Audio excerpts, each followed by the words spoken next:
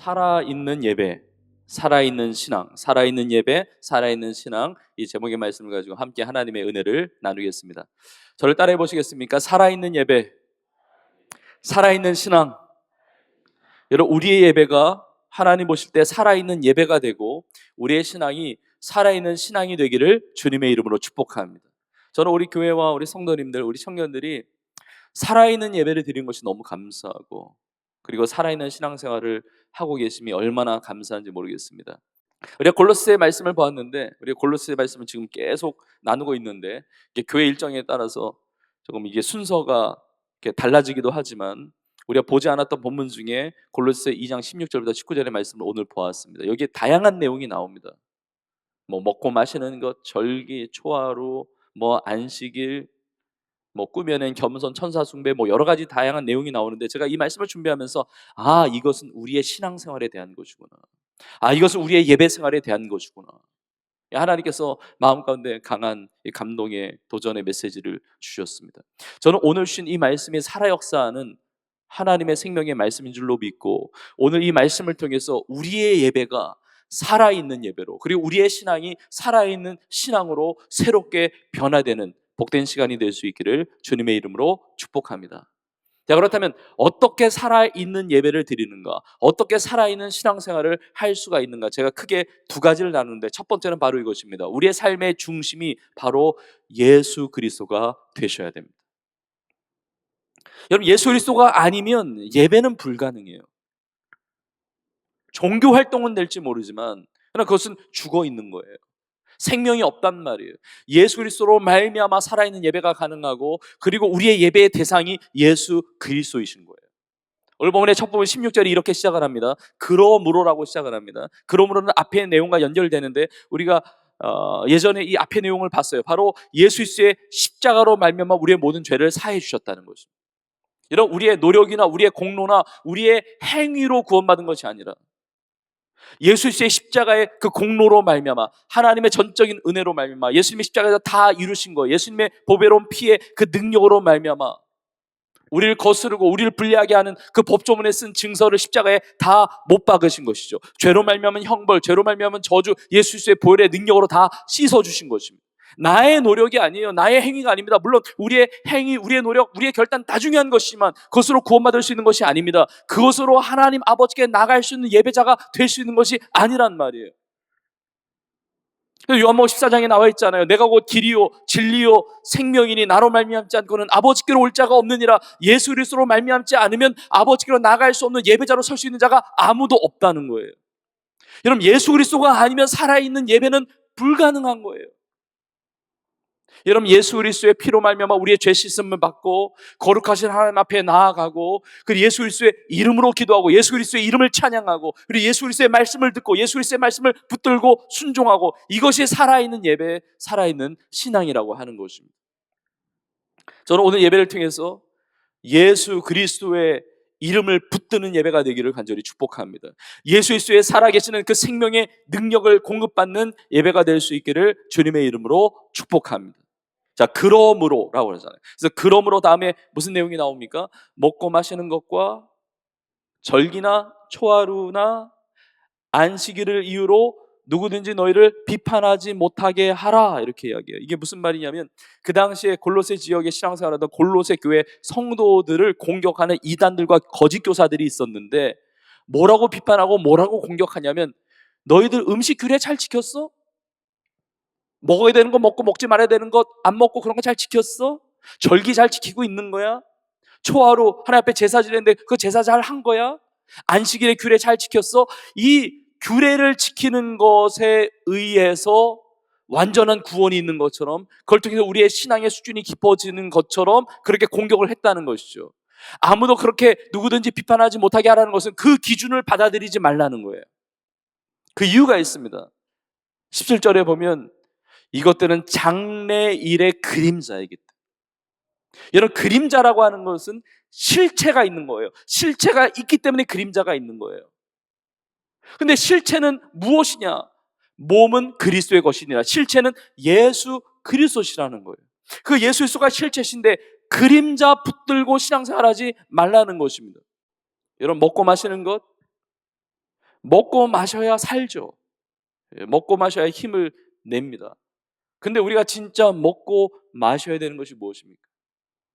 그림자 말고 진짜 실체, 우리가 먹고 마셔야 되는 것이 무엇이죠? 예수님께서 이렇게 말씀하셨습니다. 요한복음 6장 54절과 55절에 내 살을 먹고 내 피를 마시는 자는 영생을 가졌고 마지막 날에 내가 그를 다시 살리리니 내 살은 참된 양식이요 내 피는 참된 음료로다. 정말 난해한 말씀이에요. 정말 믿음 없으면 이거 받아들이기 이해하기 어려운 말씀이에요. 예수님 말씀하세요. 내 살을 먹어라, 내 피를 마셔라. 그래야 산다, 그래야 생명이 있다 말씀하고 있는 것입니다. 여러분, 이것을 예수 그리스도를 믿는 믿음에 대해서 강조하고 있는 거예요. 너의 살과 너의 피를 예수 그리스도로 채우라는 거예요. 내 안에 예수 그리스도가 계셔야만, 내가 예수 그리스도 안에 있어야만 내가 영원한 생명을 얻는다는 것입니다. 우리가 정말 먹고 마셔야 되는 것은 예수 그리스도예요. 내가 경험해야 될 것은 예수 그리스도예요. 오늘 예배를 통해서 예수 그리스도를 만나는 살아있는 예배가 되기를 주님의 이름으로 축복합니다. 여러분, 율법과 예수 그리스도의 관계를 잘 설명해주는 성경 본문 중에 히브리서 10장에 있는 말씀이 있는데 히브리서 10장 1절에 이렇게 나와 있습니다. 율법은 장차올 좋은 일의 그림자일 뿐이요 참 형상이 아니므로 해마다 늘 드리는 같은 제사로는 나오는 자들을 언제나 온전하게 할 수 없느니라. 해마다 절기마다 같은 제사를 드린단 말이에요. 그런데 그것은 그림자이니까 그거 가지고 온전하게 될 수가 없는 거예요. 그림자니까. 그래서 히브리서 10장 4절에 이렇게 나와 있습니다. 이는 황소와 염소의 피가 능히 죄를 없이 하지 못함이라. 여러분, 구약의 말씀도 하나님이 주신 말씀이에요. 근데 성경 구약만 있는 것이 아니라 신약의 말씀이 있잖아요. 그러니까 구약의 배경, 구약의 문맥을 통해서 신약 성경을 보는 것도 중요하고 신약의 렌즈를 통해서 구약 말씀을 보는 것도 너무 중요해요. 근데 황소나 염소의 피 혹은 양의 피, 여러분 짐승의 피를 가지고 내가 죄를 지었는데, 인간이 죄를 지었는데 인간의 죄값을 짐승이 피를 내서 씻는다는 것이 이게 가능합니까? 불가능하죠. 그건 그림자예요. 그걸 통해서 하나님은 그림자로 보여주시고 이제 실체를 보여주시는 것입니다. 그분이 바로 예수 그리스도신 거예요. 그래서 히브리서 10장 10절에 이렇게 나와 있습니다. 이 뜻을 따라 예수 그리스도의 몸을 단번에 들이심으로 말미암아 우리가 거룩함을 얻었노라. 예수님께서 십자가에서 단번에 영원한 제사를 들이심으로 그 예수의 십자가 보배로운 피의 능력, 예수님의 죽으심과 부활, 그 복음의 능력으로 말미암아 나에게 생명의 은혜를 주신 것입니다. 여러분, 그래서 예수님이 공생애기간을 시작하실 때 세례요한이 예수님을 바라보면서 이렇게 표현을 했습니다. 요한복음 1장 29절에 있는 말씀인데 이튿날 요한이 예수께서 자기에게 나오심을 보고 이르되 보라 세상 죄를 지고 가는 하나님의 어린 양이로다. 짐승의 피로 말미암아 우리가 죄 씻음 받지 못합니다. 그걸로 구원받지 못합니다. 그건 그림자예요. 그런데 하나님의 어린 양이신 예수 그리스도, 자신의 몸을 찢으시면서 대속 제물이 되어서 스스로의 희생을 통하여 우리의 인류의 죄, 우리의 모든 죄, 나의 죄를 대신하여 십자가에 피 흘려 죽으심으로 그 십자가 보혈의 능력으로 말미암아 하나님 앞에 나아갈 수 있는 그 길을 열어주셨다는 것입니다. 그래서 조금 전에 보았던 히브리서 10장에서 19절과 20절에 이렇게 나와 있습니다. 그러므로 형제들아 우리가 예수의 피를 힘입어 성소에 들어갈 담력을 얻었나니 그 길은 우리를 위하여 휘장 가운데로 열어놓으신 새로운 살 길이요 휘장은 곧 그의 육체니라. 예수님이 자신의 육체를 찢으셔서 휘장 대신 자신의 육체를 찢으셔서 하나님께 나아갈 수 있는 새로운 살 길을 열어주셨다는 것입니다. 예수 그리스도가 아니면 살아있는 예배는 불가능하고 살아있는 신앙은 불가능한 거예요. 우리 예배의 중심이, 우리의 신앙생활, 우리의 모든 삶의 중심이 예수 그리스도가 될 수 있기를 주님의 이름으로 축복합니다.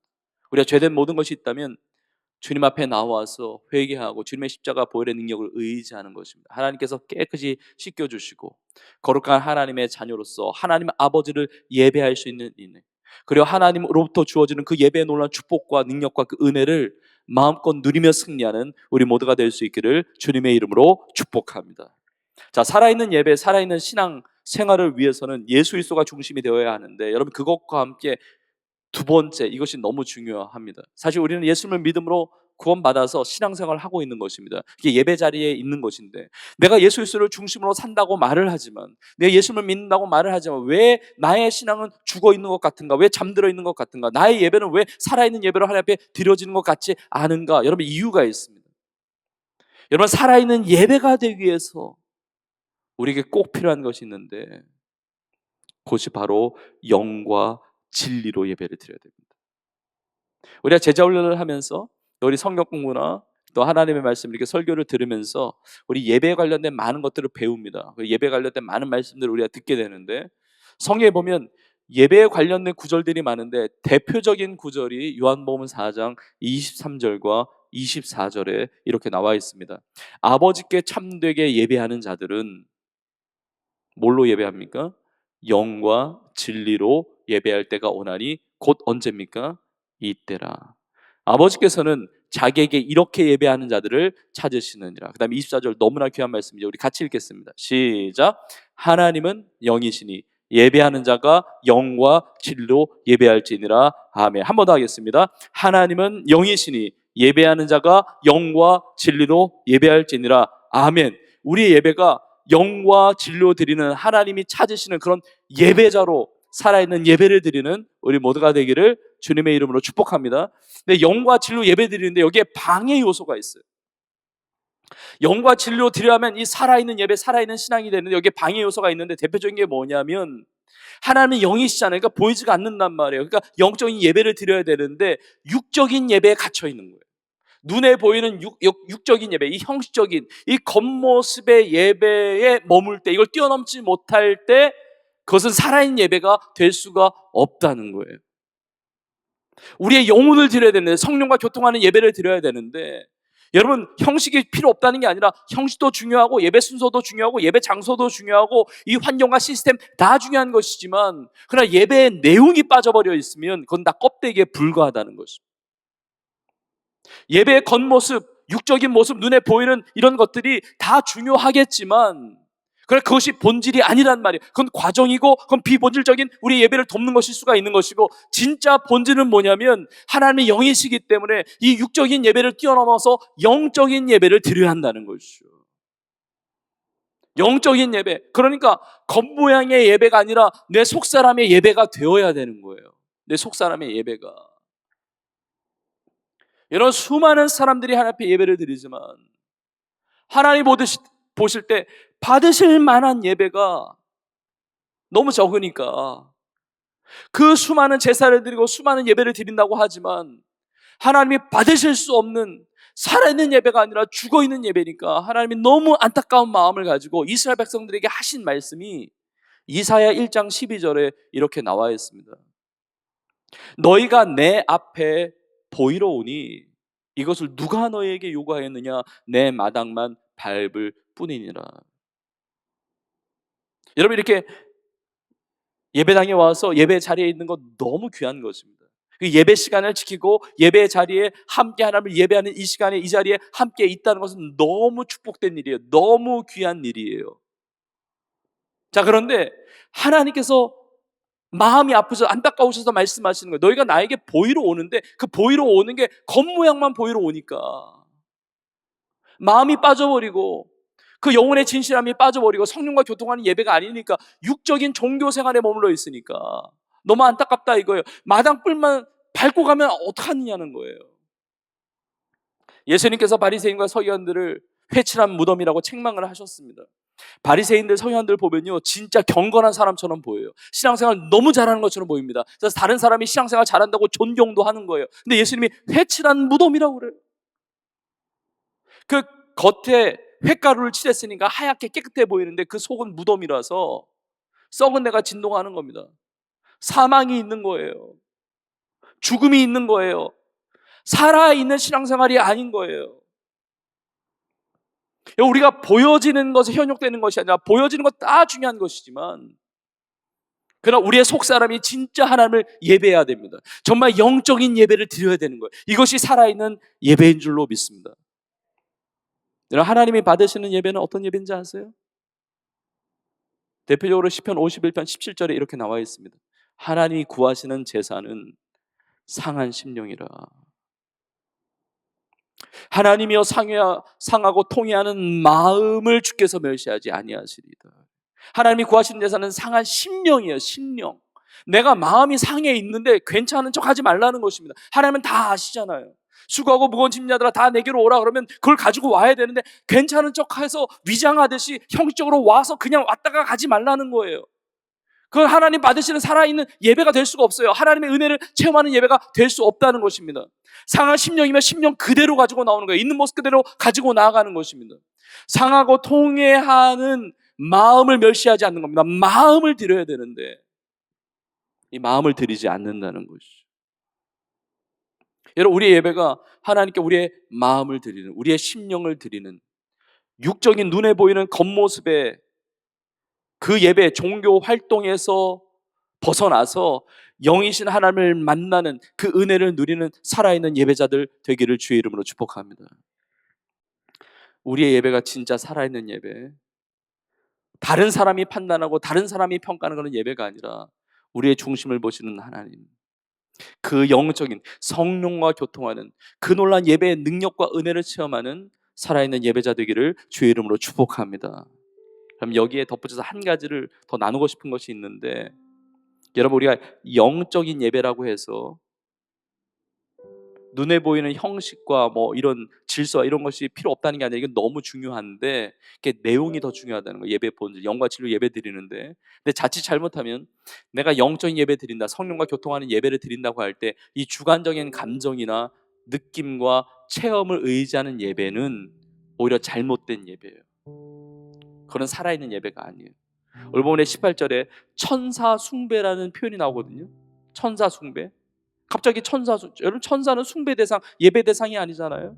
천사는 피조물이잖아요. 우리 예배 대상은 오직 주 예수 그리스도, 우리 하나님 한 분만 우리 예배의 대상이 되는 것인데 왜 천사 숭배하는 이단과 거짓 교사들이 있게 되었느냐? 18절 뒷부분에 이렇게 나와 있어요. 그가 그 본 것을 의지하여 그 육신의 생각을 따라 헛되이 과장했다는 겁니다. 그러니까 마치 이런 거예요. 나는 죄인이에요. 죄로 인해서 죽을 수밖에 없는데 하나님은 너무 높으신 분이에요. 거룩하신 분이에요. 도달할 수가 없어요. 그러니까 예수님이 다 하셨잖아요. 예수님의 보혈의 능력으로. 그래서 그 살 수 있는 길을 열어주셨잖아요. 그러니까 하나님 앞에 담대히 나아가면서 그 보좌 앞에 나아가면서 예배하잖아요. 예수의 그 공로를 붙잡고 하나님의 은혜 가운데 예배하면 되는데 나와 하나님 사이가 너무 멀다는 거예요. 그러니까 매개체가 필요한 거 아니냐 그런 거예요. 근데 어떤 사람이 희미하게 천사를 본 것 같아. 환상 가운데. 그러니까 천사를 숭배하면 되겠구나, 천사의 도움이 필요하구나 해서 천사 숭배를 하게 됐단 말이에요. 여러분, 내 느낌과 체험과 내 감정보다 더 중요한 것이 있습니다. 살아있는 예배, 살아있는 신앙생활을 하기 위해서는 내 감정, 내 느낌, 내 체험보다 하나님의 진리의 말씀이 중요한 줄로 믿습니다. 그래서 영과 진리로 드리는 자가 살아있는 예배를 드리는 자예요. 내가 그렇게 봤다, 내가 들었다, 내가 체험했어, 내가 느꼈어. 아니요. 똑같은 것을 봐도 해석이 다를 수 있어요. 내 육신의 생각을 따라 받아들이는 게 다르단 말이에요. 이스라엘 백성들이 12명의 정탐꾼을 가나안 땅 보냈는데 12명이 똑같은 것을 봤는데 보고가 달라요. 왜냐하면 여호수아와 갈렙은 하나님의 말씀을 붙들고 하나님의 약속의 말씀, 적과 꿀이 흐르는 하나님의 약속하신 땅이다라는 믿음을 가지고 보니까 그들 우리의 먹이다, 우리의 밥이다, 이게 결론이 나오는데, 그 믿음이 없었던 사람, 하나님의 약속의 말씀을 붙들지 않았던 다른 사람들은 자기의 육신의 생각을 따라 자기 마음대로 해석하고 받아들이는 거예요. 헛되이 과장하는 거예요. 여러분, 우리가 신앙생활하면서 이게 성령과 이 교통하는 예배를 드리면 우리 신앙생활할 때 많은 영적인 체험을 할 수가 있습니다. 정말 신비로운 초자연적인 하나님의 성령의 은사도 경험하고 많은 것들을 경험할 수가 있는데, 여러분, 가장 중요한 것은 하나님의 말씀이라는 사실을 잊지 말기를 주의 이름으로 축복합니다. 저는 영적인 은사가 많이 나타나기를 원해요. 근데 영적인 은사가 많이 나타난 교회 중에 고린도 교회가 있는데, 고린도 교회가 영적 은사 때문에 또 많은 진통을 받았거든요. 고린도서 12장에 보면 사도 바울이 자기가 경험한 신비로운 체험에 대해서 이야기해요. 셋째 하늘에 대해서 이야기합니다. 이게 3층천. 첫째 하늘은 우리 눈에 보이는 자연적인 하늘, 둘째 하늘은 우주의 하늘, 그리고 셋째 하늘은 하나님의 나라의 하늘로 우리가 여겨질 수 있어요. 그렇게 생각할 수 있어요. 근데 이런 신비로운 경험을 사도 바울이 했어도 웬만하면 나누지 않는다고 그래요. 뭐 나눌 수도 있지만 웬만하면 나누지 않는 게, 이걸 들으면 그걸 과하게 생각을 하니까. 하나님의 말씀이 더 중요하니까 하나님의 말씀 나누기 바쁜 거예요. 내 신비로운 체험이나 느낌은 다 상대적이고 다 다를 수가 있으니까. 여러분, 제가 이 말씀을 하는 이유는 뭐냐면, 오늘날 하나님의 진리의 말씀을 떠난 영적인 데에 관심이 많은 세대예요. 뭐 신비로운 것, 뭐 신령한 것, 점을 치고 점괘를 보고 무슨 빙의다, 무슨 뭐 전생이다, 무슨 뭐 사주팔자다, 무슨 뭐 주술이다, 여기에 젊은 세대나 뭐 할 것 없이 다 정말 너무 큰 관심을 가지고 이 미디어가 완전히 현혹을 하고 있어요. 여러분, 그러나 초자연적인 것들, 이 하늘에 대한 것은 하늘에서 오신 분이 가장 잘 아시는 거예요. 하늘에서 오신 분이 예수님 아닙니까? 예수님의 말씀을 들어야지. 하나님의 말씀을 통해서 전체 코끼리를 본다고 한다면, 나는 그냥 코끼리 다리만 붙잡고, 코끼리는 기둥 같은 거야. 어쩌면 코를 붙잡고, 아니야, 코끼리는 기둥 같은 게 아니라 위에서부터 이렇게 휘어져 내려오는 것 같은 거야. 몸통의 일부를 받으면서 잡으면서 대면서, 아니야, 코끼리는 막 벽과 같은 거야. 이게 자기만의 느낌과 생각을 말한단 말이에요. 아니에요. 여러분, 하나님이 주시는 이 체험과 느낌과 이 감정은 하나님의 말씀을 벗어나서는 능력이 없습니다. 하나님의 말씀으로 분별하는 거예요. 체험이 있을 수도 있고 없을 수도 있어요. 그러나 중요한 것은 하나님의 말씀 중심으로 신앙생활하는 것이 가장 신령한 신앙생활입니다. 하나님의 말씀 중심으로 예배하는 것이 가장 살아있는 능력 있는 신령한 예배예요. 하나님의 말씀으로 중심으로 신앙생활하는 것이 진짜 살아있는 하나님 기뻐 받으시는 신앙생활이 되는 줄로 믿습니다. 하나님은 살아계시기 때문에 체험이 없을 수가 없지만, 그러나 하나님 말씀 앞에 다 굴복하는 거예요. 또 말씀을 마무리하면서 살아있는 예배, 살아있는 신앙을 방해하는 많은 것들, 예수 그리스도의 그 이름을 의지하지 않고 나의 공로나 나의 행위를 의지하는 그 모든 것들, 영으로 예배드리지 않고 육신의 차원에 머물러 있는 종교활동에 불과한 그런 모습들, 하나님의 진리의 말씀이 아니라 나의 감정과 나의 느낌에 의지하는 그 모든 것들, 영과 진리로 예배드리지 않는 모습들, 다 문제가 뭐냐면, 오늘 보면 마지막 절 19절에 머리를 붙들지 아니하는지라. 우리의 머리는 예수 그리스도 있습니다. 온 몸이 머리로 말미암아 마디와 힘줄로 공급함을 받고 연합하여 하나님이 자라게 하심으로 자라느니라. 여러분, 예수 그리스도의 이름을 붙들고 그 십자가의 권능을 붙들고, 그리고 영적인 예배, 그리고 진리의 말씀의 예배, 그런 살아있는 예배를 드려서 우리가 함께 자라나고 성장하고, 그리고 우리의 삶의 모든 자리에 내 삶에 임하는 그 예배의 능력으로 말미암아 우리의 가정과 일터와 모든 삶의 자리에서 그 예배가 확장되어지는, 그 살아계신 하나님의 그 놀라운 역사가 확장되어지는, 그 하나님 나라의 아름다운 역사를 이루어가는 우리의 삶이 되기를 주님의 이름으로 축복합니다. 살아있는 예배, 살아있는 신앙으로 하나님 앞에 영광 올려드리며 기쁨 드리는 우리 온 교회와 우리의 삶이 될 수 있기를 주님의 이름으로 축원합니다.